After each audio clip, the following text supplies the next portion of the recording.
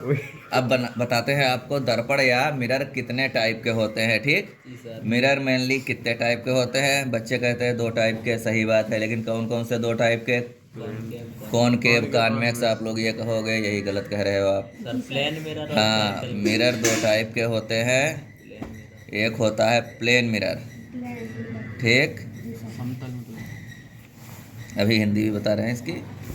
इसको कहेंगे, दूसरा आ गया स्फेरिकल मिरर। स्फेरिकल। जी सर। बोल तो भाई। प्लेन मिरर को कह देंगे समतल दर्पण, समतल। और स्फेरिकल मिरर को कह देंगे गोलीय दर्पण। अब जो हमारा गोलीय दर्पण या स्फेरिकल मिरर है, इसके 2 पार्ट होते हैं। जी सर। एक होता है कॉनकेव, कॉनकेव। दूसरा होता है कॉन्वेक्स। कॉन्वेक्स। सर ये रिवेल खेला कॉन्वेक्स, इसका कॉनकेव का दूसरा नाम बताओ। Sir, converging. कन्वर्जिंग, इसका दूसरा नाम होता है कन्वर्जिंग मिरर। जी सर। ठीक, और कॉन्वेक्स का दूसरा नाम होता है डाइवर्जिंग। ठीक, हिंदी में इनके नाम लिखेंगे तो इसको कहेंगे अवतल दर्पण, और दूसरा नाम अगर इसका लिखें तो क्या लिखेंगे? अभिसारी लिखेंगे, अपसारी लिखेंगे, ये देख लेना, इसके नाम क्लियर नहीं है इसलिए नहीं लिखा रहा अभी। दूसरा आ जाता है उत्तल दर्पण। अब ये दर्पण या मिरर बनते कैसे हैं? अगर ये पूछा जाए मिरर बनता कैसे है, तो इसकी सबसे बढ़िया डिफिनेशन ये है कि किसी ट्रांसपेरेंट लेंस की एक साइड पे अगर लेड ऑक्साइड वगैरह चीज़ों का पेंट कर दिया जाए तो हमको मिरर मिल जाता है। जी सर। आई बात समझ में? जी सर। थोड़ा आगे बढ़ाओ, यहाँ बस। तो यहाँ पर 2 टाइप के हो गए लेंस। अब लेंस में वो मिरर में होती कौन कौन सी चीज़ें हैं? देखो, हमने बताया लेंस, ये लेंस है मान लो, या ये लेंस है, या ये लेंस है, ये सब लेंस हैं पहले। ठीक, इनकी अगर एक साइड पे हम पेंट कर दें, ठीक, तो इसकी दूसरी साइड जो होगी वो रिफ्लेक्ट करने लगेगी रेज को, अपने आर पार नहीं जाने देगी, चीज़ें हमको वस्तुओं की फ़ोटो दिखाई पड़ने लगेगी। तो ये आपके बन जाएंगे अब दर्पण या मिरर। ठीक, अब मिरर गोलीय दर्पण वो हो गए, जैसे मान लीजिए एक कोई गोला या गेंद है, उससे हमने ऐसे काट के निकाल लिया, तो हमको ये वाला देखिए, हमको एक ऐसा टुकड़ा मिल गया। अब इस टुकड़े की अगर हमने अंदर साइड पे पेंट कर दिया तो ऊपर उठी हुई साइड पे फ़ोटो दिखाई पड़ेगी हमको। तो ये उठी हुई साइड पे फ़ोटो दिखाई दे रही, तो ये कहा जाएगा कॉन्वेक्स या अवतल, उत्तल, सॉरी, उत्तल। तो पेन मोटा चलने वाला हो, ये ठीक, कॉन्वेक्स या उत्तल दर्पण कहा जाएगा।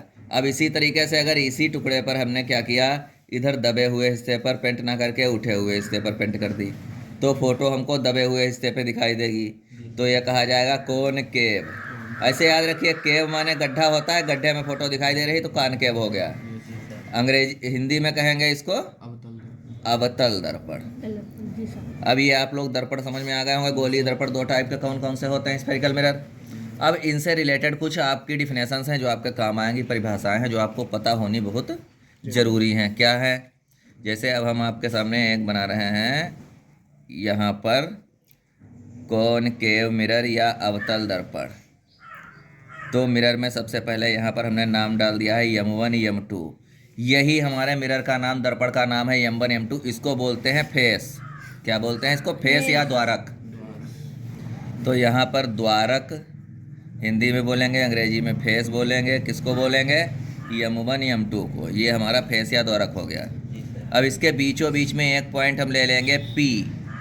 ये पॉइंट हमारा ध्रुव या पोल कहा जाएगा, ध्रुव या पोल। ये 2 पॉइंट हो गए हमारे, इसका नाम हो गया P। इसके बाद क्या आता है, यहाँ से हम क्या करें, अगर इसका हम पूरा एक स्फीयर बनाएं, पूरा गोला बनाएं, हम इसको पूरा गोला ऐसे मान लें कि पूरा गोला कैसा होगा, तो उसका जो सेंटर होगा उसका मान लीजिए बीचों बीच केंद्र ये है।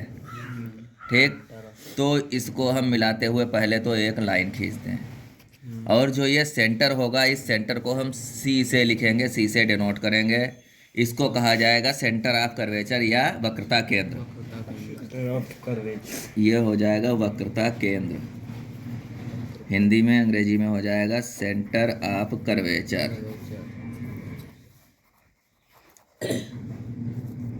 इसको डिनोट करेंगे सी से लिखेंगे, ठीक, समझ में आ गया। जी सर। अब यहाँ पर ये जो लाइन हमारी सीधी जा रही है P to C, line go through the P to C straight line is called principal axis, इसको कहा जाएगा प्रिंसिपल एक्सिस। चौथा पॉइंट आ गया, इसको क्या कहा जाएगा, हिंदी में कहेंगे हम मुख्य अक्ष, हिंदी में कहेंगे मुख्य अक्ष, अंग्रेजी में कहेंगे प्रिंसिपल एक्सिस।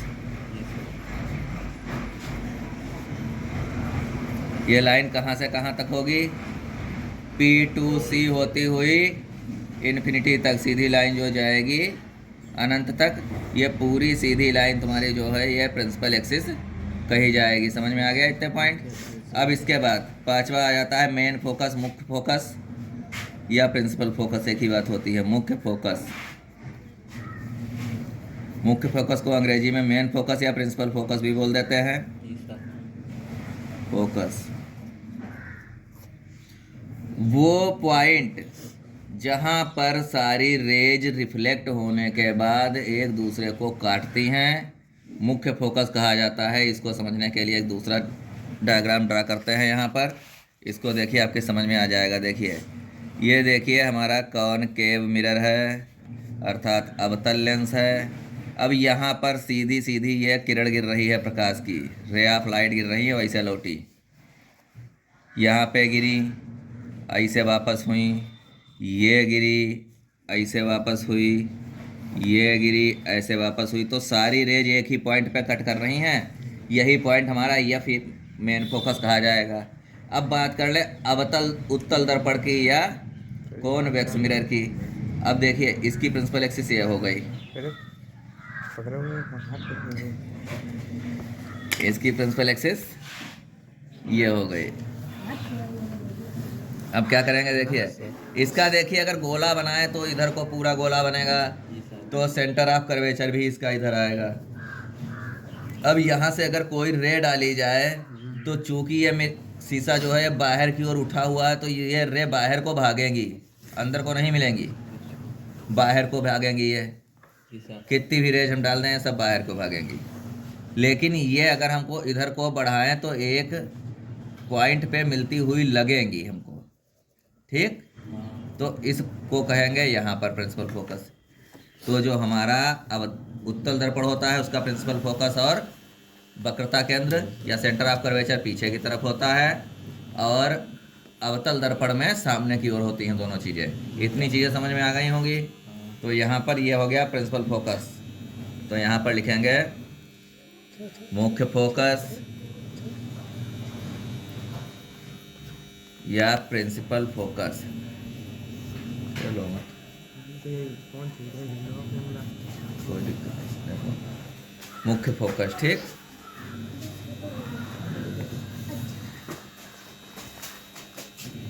इसका फिर हम एक डायग्राम ड्रा कर लेते हैं। यहाँ पे हमने बना दिया एफ, यहाँ पे बना दिया सी। अब मुख्य फोकस की इसकी डिफिनेशन हम लिखेंगे, the point at which all the rays contact या intersect after reflection from the mirror is called principal focus in concave lens.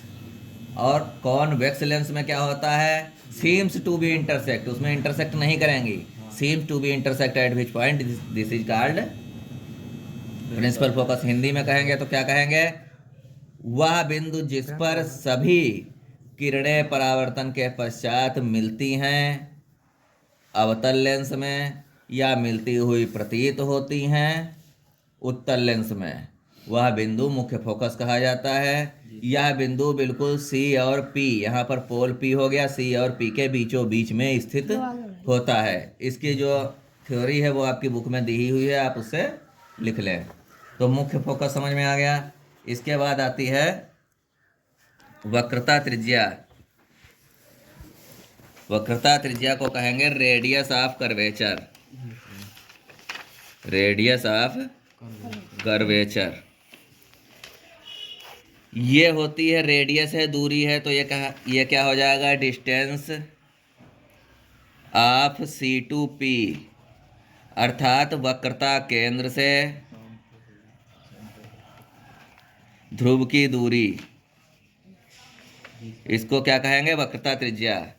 अब यहाँ पर एक चीज़ और लिख सकते हैं, यह हमेशा फोकस दूरी की दूनी होती है, यह फोकस दूरी की दुगनी होती है। अब इसके लिए फोकस दूरी बताएं आपको, पहले R = 2F लिख लो।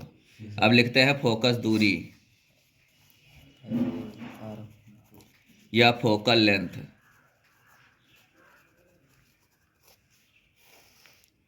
फोकस दूरी क्या होती है, डिस्टेंस ऑफ F2P, अर्थात मुख्य फोकस से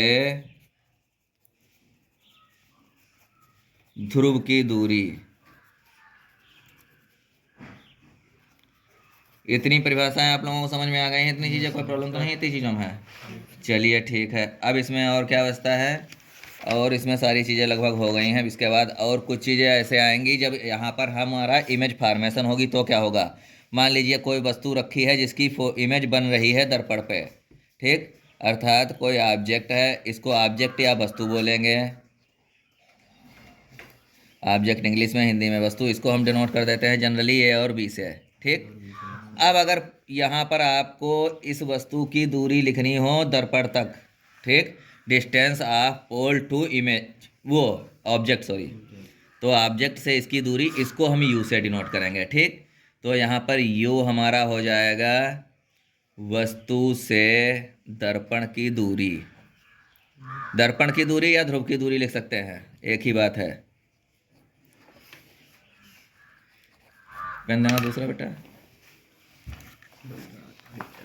ये हो गया। इसी तरीके से V क्या हो जाएगा, मान लीजिए इसकी इमेज यहाँ पर बन रही है, इमेज को हम डिनोट करेंगे A' B' से, तो इमेज से जो होगी मिरर की दूरी वो हमारी हो जाएगी V को लिखेंगे प्रतिबिंब।